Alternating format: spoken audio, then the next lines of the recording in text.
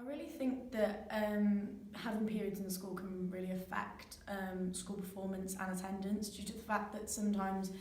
you get a really bad day and you just can't go in, or say for example you couldn't afford sanitary products, or say even maybe the fact that you're in school and you've forgotten everything, you didn't realise that you were coming on and no one has anything and you have to go home due to that.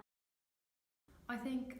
the council's plan to roll out more sanitary products, or using a grant to roll out more sanitary products into schools, is really, really important.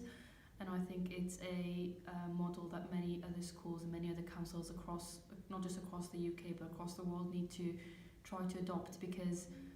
at the end of the day, it is a natural process that we cannot stop, and we cannot say when it should come or when it should go. It's just having that kind of ability to know that someone in school, someone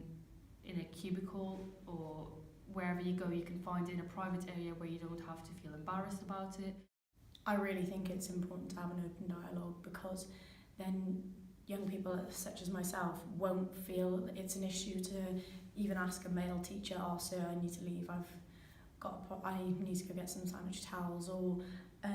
I just think having that open dialogue will get rid of stigma, and it is something that I think every girl can relate to.